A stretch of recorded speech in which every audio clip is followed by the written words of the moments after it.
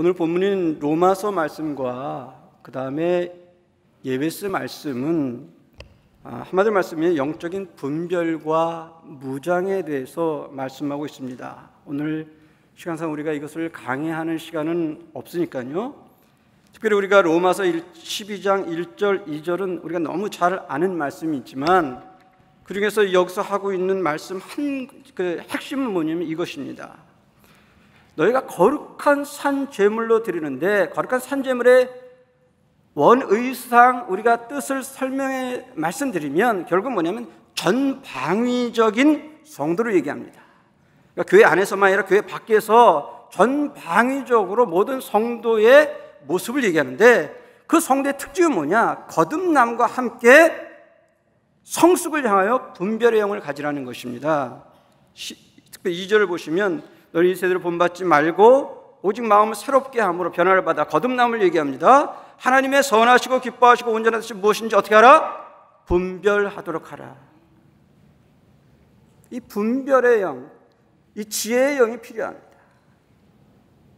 지금까지 루이스에 대해서 여러 가지 우리가 다루었습니다.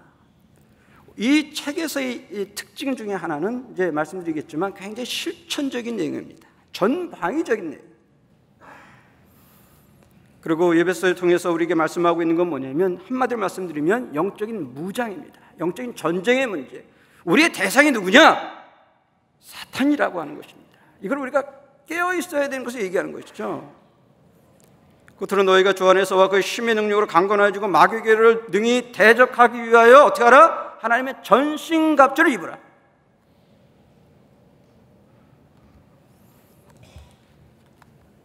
그래서 오늘 말씀 그리고 이제 루이스의 이 책 스크루테이프의 편지로 제가 이제 다루겠지만 이 책에서 보여주는 영적인 분별의 문제 그리고 영적인 전쟁에 대한 역설적인 지혜를 우리에게 말씀합니다. 역설적이라는 의미로 제가 설명할 것입니다. 따라서 오늘 본문에 여러분과 함께 생각할 수 있는 주제는 이것입니다. 주제가 안 뜨나요? 예, 우리 같이 한번 읽읍시다. 시작. 성도는 모든 생활에서 신앙의 본질에 기초해서 영적인 분별과 무장에 힘써야 한다. 세 가지입니다. 첫 번째는 성도는 모든 생활에서 전방이라고 그랬습니다. 그렇죠? 모든 생활에서. 두 번째, 신앙의 본질에 기초해서 순전한 기독교를 얘기합니다. 그렇죠? 신앙의 본질에 기독교적인 본질입니다. 마지막, 영적인 분별과 무장에 힘써야 될 그 지혜로운 성도를 얘기하고 있습니다. 이 주제를 중심으로 해서 우리가 루이스의 스크루테이프 편지를 우리가 생각해 보고자 합니다. 첫 번째 생각할 것은 뭐냐면 루이스의 스크루테이프 편지에 나타난 영적인 분별과 전쟁에 대한 역설적인 지혜. 먼저 우리가 서론적으로 루이스를 왜 읽어야 되는지는 이미 이제 우리 지난 그 컨퍼런스에서 많이 얘기했습니다. 참여하지 못한 분이나 이제 다시 한번 환기하는 의미에서 한두 가지 말씀드리면 왜 루이스냐? 우리가 루이스를 이해하는 것은 쉽지는 않습니다. 왜냐하면 그는 매우 다층적인 사람입니다. 다면적인 사람입니다. 루이스의 친구이자 잉크리스 멤버인 오웬 바필드라고 하는 사람은 이렇게 얘기합니다. 세 사람의 루이스를 생각할 수 있는데 한 사람은 누구냐? 논리적인 루이스, 상상적인 루이스, 종교적인 루이스다. 영어로 말하면 logical 루이스, imaginative 루이스, and religious 루이스. 더 쉽게 얘기하면 철학자, 문학자, 신학자의 삼중적인 면모를 우리에게 볼 수 있기 때문에 우리가 때로는 이해하기가 쉽지 않다라고 하는 것입니다. 그리고 오늘 스크루테이프 편지를 우리가 읽을 때 뭔가 조금 불편한 내용이 있습니다.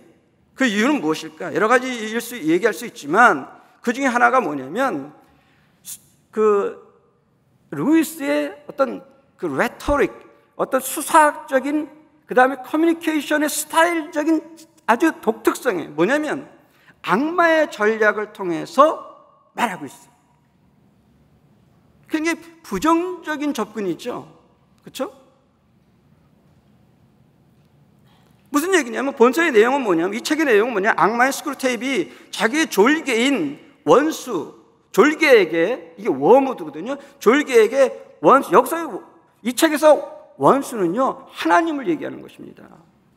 하나님의 환자는 누구냐면 성도를 얘기하는 거예요. 성도를 유혹하는 전략, 쉽게 말하면 하나님의 전략이 아니라 마귀의 전략입니다. 악마의 전략입니다. 이런 악마의 전략을 거꾸로 읽어야 하나님의 전략을 파악할 수 있는 것이죠. 그렇죠? 다소 파격적인 글쓰기입니다. 스타일입니다. 그러니까 이런 악마의 전략을 거꾸로 읽어야 하나님의 전략을 우리가 파악할 수 있기 때문에 우리는 때로는 뭐예요? 좀 컨퓨즈한 거예요. 내가 제대로 읽고 있는가? 그리고 독자의 관점에서 악마가 관련되어 있기 때문에 때로는 뭐야? 싫어하는 거예요. 아이, 악마 얘기래, 뭐 이런 얘기, 그렇죠? 때로는 악마에 대한 무지와 무관심 때문에 때로는 뭐예요? 기피할 수 있습니다.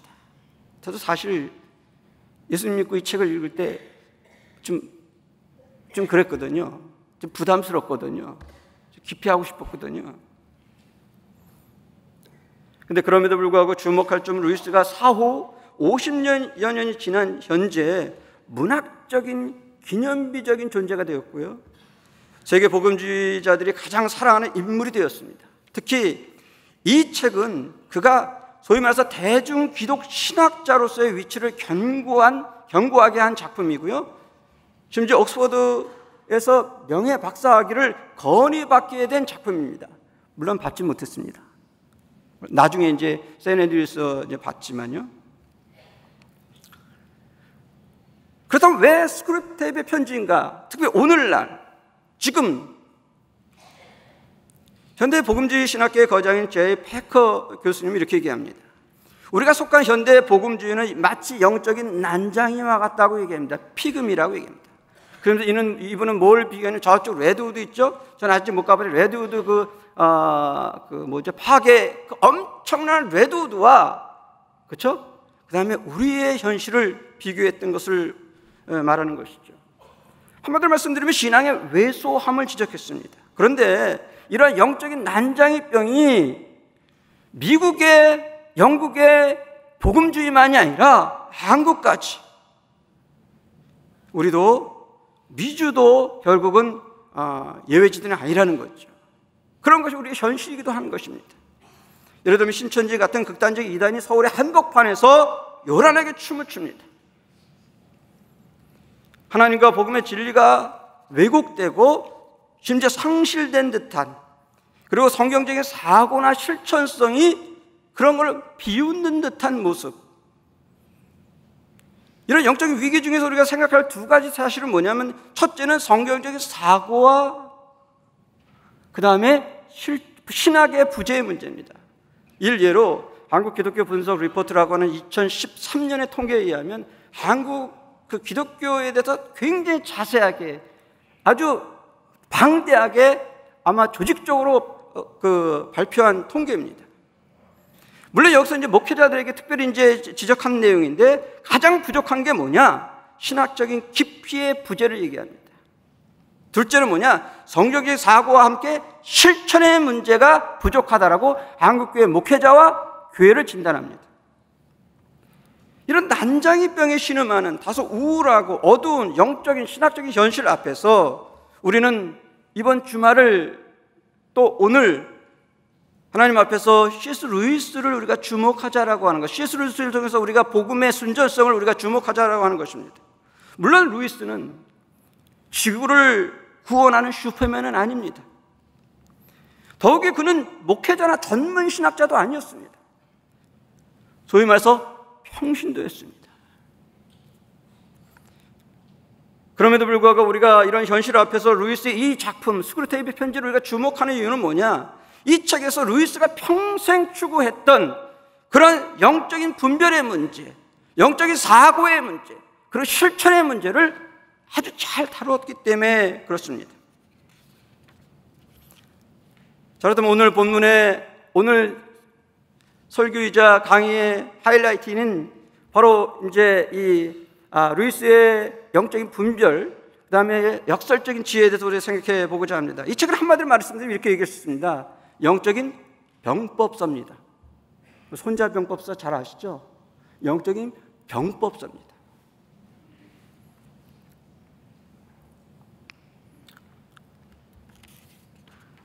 이 책의 내용은 간단히 요약해 보면 31장으로 되어 있습니다. 31장이 뭐냐면 에브리데이 읽으라는 거예요. 예? 에브리데이 읽으라는 거죠. 그래서 에브리데이 뭐예요? 마귀가 우리 성도를 어떻게 꼬시는 전략을 얘기하는 거예요. 역설적으로 우리는 그걸 읽어야 되는 거예요. 그러니까 반대로 읽어야 되는 거예요. 자, 31장에 걸쳐서 그리스도인의 신앙생활의 전체에 대해서 경험하고 유혹받는 영적인 분별의 실천적인 측면을 우리에게 얘기하고 있습니다. 포인트는 그것입니다. 전방위적인 내용이에요. 그리고 영적인 분별과 실천성의 내용이에요. 그러니까 굉장히 윤리서예요. 실천서예요. 이론적인 것에 머물지 않아요. 이론적이라고 얘기할 수 있는 게 예를 들어서 어디 있어요? 우리가 어제부터 시작했던 뭐예요? Mere Christianity, 그렇죠? 순전한 기독교, 그 다음에 고통의 문제, 이런 거 될 수 있습니다. 그러나 어떻게 과연 실천할 거니까 다시 말씀드린 로마서 12장 이후부터는 결국 실천의 문제를 다루거든요. 1장에서 11장까지는 기독교 원리를 얘기합니다. 로마서에서. 그러나 12장부터 뭐냐면 그러면 어떻게 살 것인가에 대한 실천을 얘기하는데 바로 그 실천의 구체적인 예가 어디서 나타나냐? 수그레데베 편지라고 할 수 있는 것입니다. 그래서 이런 면에서 심도 있고 예리하게 해부합니다. 이분의 특징은 뭐냐면 해부하는 거예요. 해부하는. 따라서 루이스의 지적대로 이 책의 진정한 목적은 뭐냐? 악마의 삶을 고찰하는 것이 아니라 인간의 삶을, 우리말로 얘기하면 성도의 삶이겠죠. 성도의 삶을 새로운 각도에서 조명하려는 것이다 라고 얘기하는 것입니다. 루이스가 제시하는 앞으로 살펴볼 것이지만 이 책의 핵심 주제는 뭐냐? 그렇다면 역설적으로 뭐냐? 순전한 복음을 사모하라라고 하는 것입니다.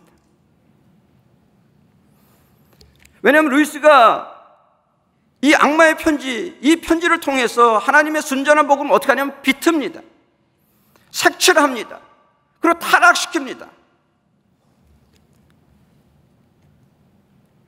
그렇다면 역설적으로 그리스도의 우리 제자들은 순전한 복음에 대한 깊이와 그 이해, 나아가서 분별, 나아가서 실천할 것을 우리에게 역설적으로 루이스는 우리에게 더욱더 강렬하게 얘기하고 있는 것입니다.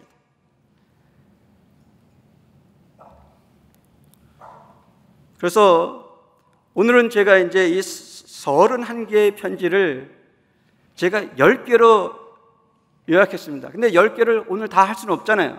그래서 7개, 소위 말해서 엑기스만 여러분하고 나누기를 원합니다. 첫 번째, 우리가 같이 한번 읽읍시다. 첫 번째 띄워주세요.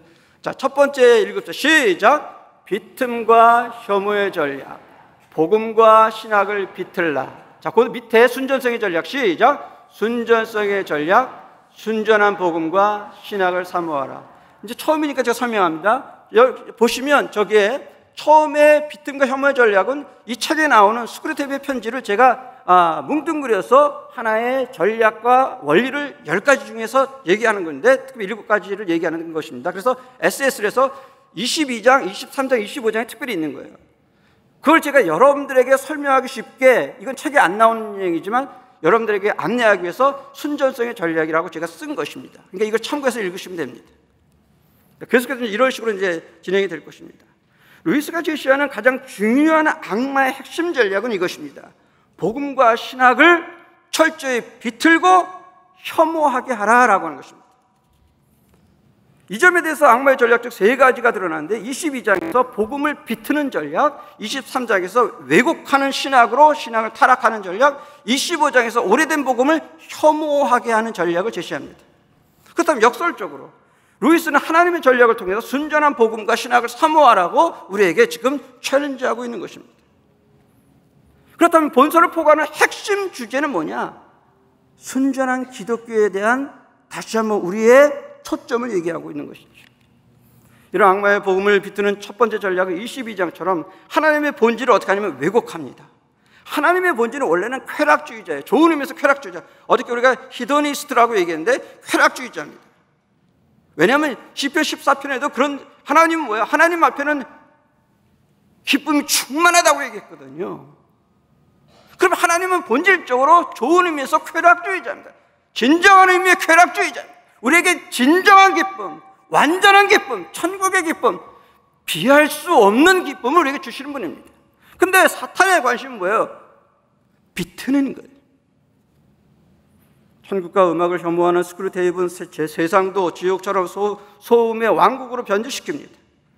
둘째로 악마의 왜곡 전략은 23장에서 드러나는데 왜곡된 신학과 특별히 왜곡된 신학인 역사적인 예수관을 가르쳐서 신앙을 타락시킵니다. 매우 인본주의적이고 극단적인 진보주의적인 신학으로 왜곡시킵니다. 기독교를 수단이 되게 합니다. 책에서 이렇게 얘기합니다. 우리가 바라는 바는, 정말 간절히 바라는 바는 인간들이 기독교를 수단으로 취급하게 하는 것이다. 셋째로 악마의 왜곡 전략은 25장에서 순전한 복음인 언제나 동일한 것, 이게 이제 복음의 핵심이에요. 이게 굉장히 중요한 내용입니다. 자, this the same old thing이에요. the same, 변하지 않는 거예요. old thing, 에이션 메시지인 우리의 복음의 말씀을 얘기하는 거예요. 이거를 혐오하게 부추기는 거예요. 먼저 교인이 순전한 기독교인이 못되게 합니다. 여기서 나오는 소위 말해서 merely Christian이라는 단어가 나와요. 그래서 mere Christianity, 이게 연결되는 거죠. 그리고 순전한 기독교를 추구하지 못하게 합니다. 그래서 순수한 기독교를 변질시키고 기독교적인 색채를 띤 유행으로 대체합니다. 무슨 말 알겠죠? 본질이 아니고 색채를 하는 거야. 비스무리하게, 그렇죠? 사이비로 하는 거야. 네? 사이비. 가장 중요한 것은 동일한 오랜된 것에 대한 혐오 전략이에요. 복음에 대해서 혐오케 하는 것입니다. 그래서 성도가 반드시 올드한 것이 아니라 맨날 변화를 경험하게 하는 거예요. 그래서 늘 새 것에 대해서 욕구를 강조하게 되는 거예요. 새 것 증후군에 빠지게 하는 것입니다. 소위 말해서. 그래서 이러한 순전한 복음인 동일한 오래된 것에서 심지어 혐오하게 하고 철학화시켜요. 철학화. 그렇게 생각하게 하는 거예요. 철저하게. 이처럼 악마는 첫째 핵심 전략인 비틈과 혐오의 전략을 통해서 성도들에게 순전한 복음과 신학을 비틀고 혐오하게 유혹합니다. 그렇다면 역설적으로 지혜로운 성도, 분별의 성도는 순전한 복음과 신학을 사모할 것을 어떻게 합니까? 우리에게 격려하고 있는 것입니다. 자, 두 번째 같이 읽읍시다.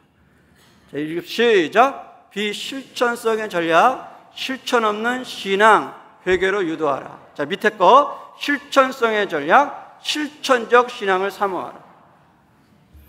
스크루테이프의 두 번째 핵심 전략은 실천성 없는 것입니다. 이 점은 13장에서 잘 드러나는데 하나님에게 성도와 성도의 회심과 은혜의 사건이 너무너무 중요합니다. 인간이 세상에 표류하기를 원하지 않습니다. 그러나 악마는 인간이 표류하기를 원하는 거예요. 세상의 유행에 따르기를 원하는 거예요. 무엇보다도 실천성 없는 신앙으로 유도합니다. 책에서 이렇게 얘기합니다. 가장 중요한 것은 환자, 여기서 성도입니다. 이 환자가 어떤 것도 행동으로 옮기지 못하도록 막는 것이다. 이 새로운 회개에 대해서 아무리 생각을 많이 한들 행동으로 옮기지 않는 한 전혀 문제 없어, 이런 얘기예요. 무슨 얘기입니까? 스크루테이프의 둘째 핵심 전략은 성도가 실천하지 못하게 하는 것입니다. 자, 회개에 대해 생각만 하게, 회개해야지 그렇게만 하게 한다는 것입니다.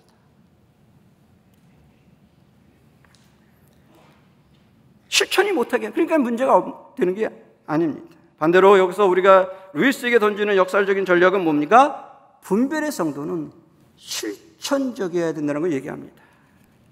세 번째 갑시다. 시작. 반성찰과 반지성의 전략.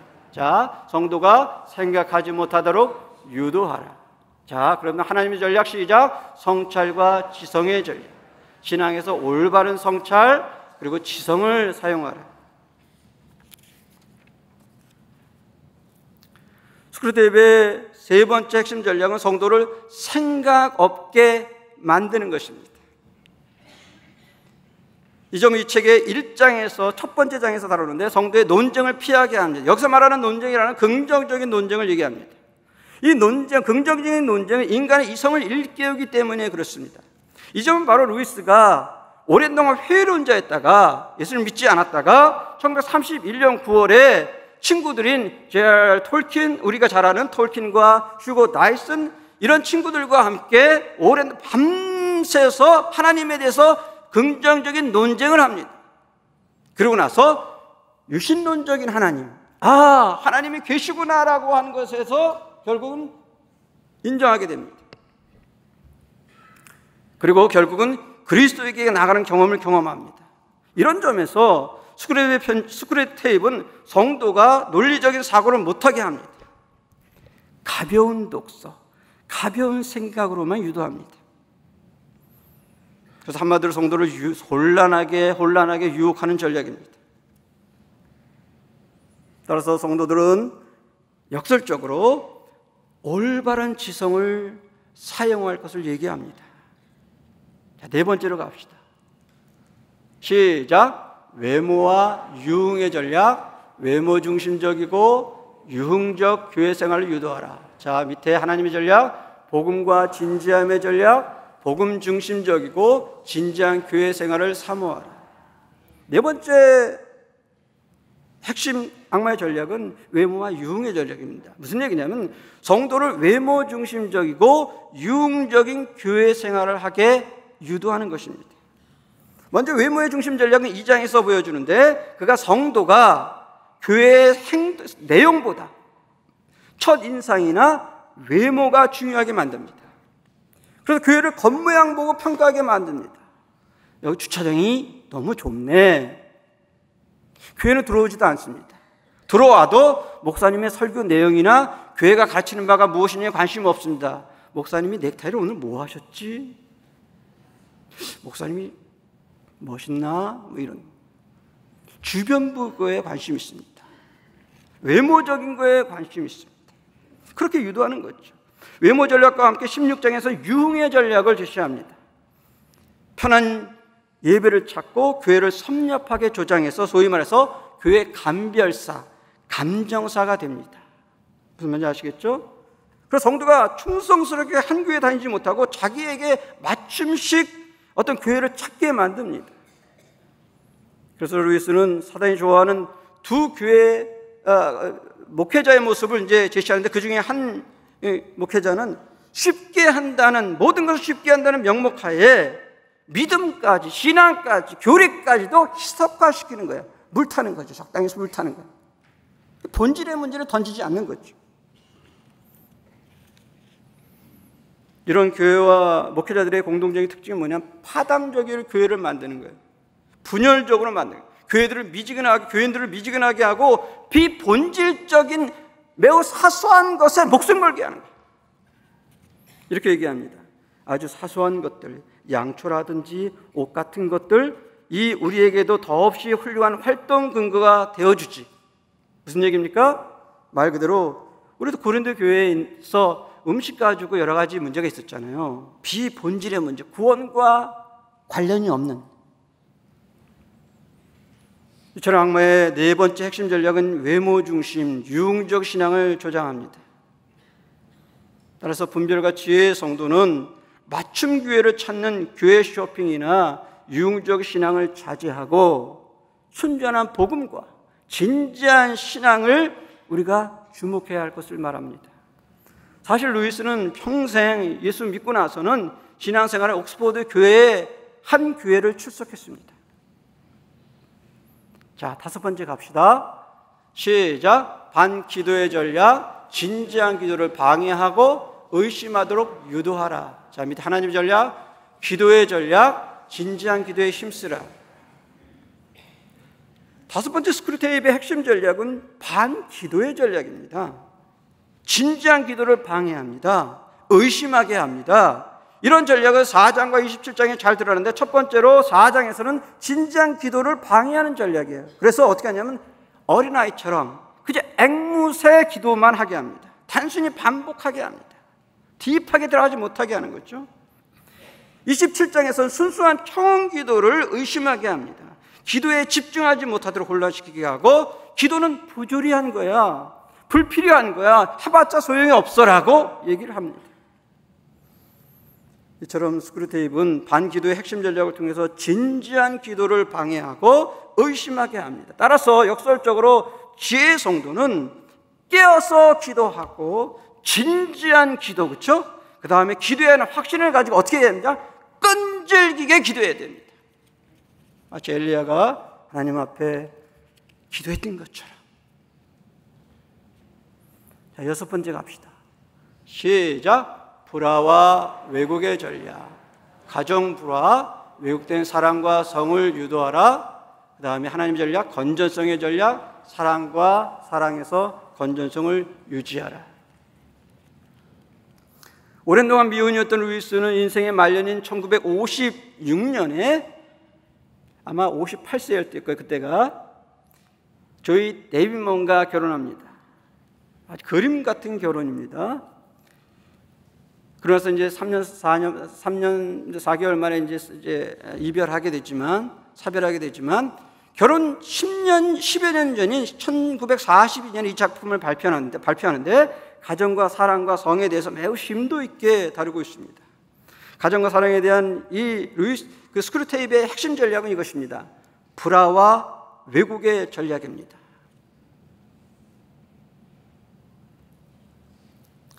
참된 기독교는 내면에서 외면의 변화를 가져오는 것입니다. 인사이드 아웃이죠. 그럴 때 악마는 가정 불화를 조장하는 거예요. 가정부터. 그리고 가정에서 증오를, 부부관계에서, 자녀들과의 관계에서, 부모님들과의 관계에서, 그렇죠? 신축들과의 관계에서, 이웃과의 관계에서 불화를 조장하는 거예요. 사랑과 관련해서는 18장에서 특별히 사랑에 빠진 것이 뭐다? 결혼의 유일한 조건이다라고 그렇게 주입하는 것입니다. 우리 젊은이들 특별히 주목하시기 바랍니다. 그거 왜곡하는 것입니다. 물론 사랑에 빠지는 것 귀한 것입니다. 좋은 의미에서 뭡니까? 사랑에 대한 좋은 감정이 일어난 것은 좋은 것입니다. 그렇죠? 근데 문제는 거기에 빠지게 하는 거예요. 그래서 만약에 사랑에 빠지는 것이 식으면 어떻게 됩니까? 자, 헤어져도 돼. 이런 식의 논리로 유도하는 것이죠. 결혼이라고 하는 것은 정절과 생산, 좋은 의미에서 생산이죠. 그 다음에 선의, good will로 이루어진 하나님의 원대한 아주 귀한 계획입니다. 그러나 스크루테이프의 전략은 하나님의 결혼의 원리를 채색하고 왜곡합니다. 컬러링 한다고 그러죠. 컬러링. 성에 대한 전략으로 스크루테이프는 매우 교묘한데 20장에서 왜곡된 성적 취향으로 유도합니다. 그의 기본 전략은 뭐냐면 순결은 건강하지 못한 것이라고 유혹합니다. 야, 촌스럽게 지금 21세기야 이런 얘기죠. 너 퓨리턴이냐 이런 얘기합니다. 이처럼 스크루테이프 편지는 6째 핵심 전략으로 가정에서 불화를, 사랑과 성에서는 왜곡된 태도를 유도하게 합니다. 이런 점에서 지혜로운 성도는 가정에서 화평을, 사랑과 결혼과 성에서는 건강한 태도를 유지해야 할 것을 말합니다. 자, 마지막 전략 갑시다. 시작. 죄와 유혹의 전략. 죄 짓도록 유혹하라. 자, 성결의 전략. 죄와 유혹을 피하라. 스크루테이프의 7번째 전략은 말 그대로 죄와 유혹의 전략입니다. 성도들의 영적인 침체기를 틈타서 유혹하는데 성의 문제, 죄의 문제, 탐식의 문제, 세상에 안 죽게 하는 것을 통해서 합니다. 먼저 이 유혹의 전략으로 8장에서 영적인 건조기에 있는 인간을 유혹하는 장면을 보게 됩니다. 루이스는 흥미로운 통찰을 보여주는데 인간은 어떤 종류다? 양서류적인 존재다. 양면적인 존재라고 얘기합니다. 그러면서 이렇게 얘기합니다. 인간은 양서류야. 반은 영이고 반은 동물이지. Humans are amphibians, half spirit, half animal 이렇게 얘기합니다. 자, 그러니까 이 양서류적인 양면성으로 인간은 영육 간의 고저의 반복 운동을 하거든요. 그러니까 이 기복 운동이라고 얘기해요. 소위 말해서 the love undulation이라고 얘기하는데 이 중에서 영적인 건조기를 겪을 수 있다라고 하는 거예요. 이럴 때가 누구의 시간이냐? 마귀의 시간이라는 거죠. 유혹의 시간이라는 거예요.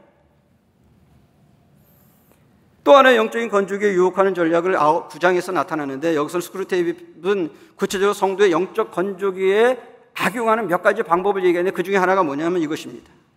자, 아까도 말씀드렸지만 자, 좋은 의미에서 쾌락은 하나님이 창조하신 거예요. 사실 에로스라는 단어가 지금 왜곡됐지만 사실 좋은 의미입니다. 원래는 굉장히 이 철학적으로 이 플레저라고 하는 개념, 쾌락이라고 하는 하나님이 만든 좋은 의미인데 이걸 어떻게 하십니까? 악마는 변질시킵니다. 또 하나의 유혹 전략은 12장에 있는 것처럼 작은 죄로 유혹합니다. 여러분 이거 주목해 주시기 바랍니다. 작은 죄로 유혹합니다. 가장 효과적인 방법은 거창한 것이 아니라 작은 죄로, 사소한 죄로 유혹합니다. 이렇게 얘기합니다. 중요한 것은 내가 환자, 좀 성도를 원수, 하나님에게서 얼마나 멀리 떼어놓느냐 하는 한 가지뿐이야. 아무리 사소한 죄라도 그것이 쌓여서 인간을 빛으로부터 아무것도 아닌 것으로 조금씩 끌어올 수 있으면 그만이야. 자, 사실 가장 안전한 지옥행의 길은 뭐냐? 자, 주목하세요. 한 걸음 한 걸음 가게 되어 있다. 그것은 경사도 완만하고 걷는데도 쉬운 데다가 갈래길도 이정표도 표지판도 없는 길이지. 무슨 말이에요? 지옥의 길은 뭐다? 굉장히 완만하고 점진적인 것을 얘기합니다. 죄와 멸망의 길은 매우 점진적인 것입니다. 우리 성도들은 비록 사소해 볼지라도 그렇기 때문에 역설적으로 죄의 유혹 앞에서 단호할 것을 여기서 역설적으로 교훈하고 있는 것이죠. 루이스의 영성과 깊이와 통찰을 보여주는 독특한 내용이 바로 뭐냐면 탐식에 대한 유혹입니다. 17장에서 탐식과 미식에 대해서 유혹합니다. 이런 탐식의 예로 나냐 스토리에서 우리가 어제 이제 살펴본 것처럼 에드먼즈가 치명적인 결과를 가져오는 뭐를 먹습니까? 터키 딜라이트, 터키 가전을 먹게 되고 그렇게 됩니다. 중독성이 있고 치명적입니다. 음식입니다. 음식. 그리고 28장에서는 죽음을 겁내합니다. 하나님의 섭리와 하나님의 놀라운 그런 것들을 모르게 하고 세상에서 그저 안주하게 합니다. 또 흥미로운 것은 중년과 청년을 유혹하는 전략입니다. 중년을 유혹하는 방법은 첫 번째 성공과 고통으로 유혹합니다. 자, 한편은 중년이라고 하는 길고 지루한 단조로운 생활을 통해서 영혼을 절망하게, 무슨 얘기예요? 좀 보링하게 하는 거야. 그렇죠? 무슨 말인지 아시겠죠? 왜? 어느 정도 먹고 어느 정도 살만해. 그러니까 좀 보링해. 뭐 이렇게 만드는 거죠. 다른 한편으로는 중년에게 성공을 이용해서 세상에 집착하고 안주하게 하는 거죠. 자, 너 모든 거 가졌잖아. 인조이해. 청년을 유혹하는 방법은 세상에 습관적으로 집착하게 만듭니다. 그래서 정치를 통해서 지상이 천국이 될 것이라고 환상을 불어넣습니다. 이처럼 악마는 죄와 유혹의 전략으로 성도들의 영적 침체기를 틈타서 유혹합니다. 자, 그 외에 가뵘의 전략, 극단의 전략, 죽음의 전략이 있는데 지금 시간이 16분이라 제가 마쳐야 될 시간입니다. 끝에 적용만 제가 읽고 마무리하겠습니다. 우리 적용 가시죠. 결론. 자, 결론은 우린 모든 생활, 같이 읽읍시다. 시작. 우린 모든 생활에서 신앙의 본질에 기초해서 영적인 분별과 무장에 힘쓰고 있는가. 자, 첫 번째, 우리는 전방위 신앙과 본질과 그 다음에 균형을 회복하고 있는가. 자, 두 번째, 이중경쟁의 지혜를 갖고 있는가. 세상의 소리와 하나님의 소리. 자, 마지막, 우린 전방위적인 영적 분별과 무장, 그리고 선교를 사모하는가. 감사합니다. 기도합니다. 하나님 감사합니다. 복된 날 주셔서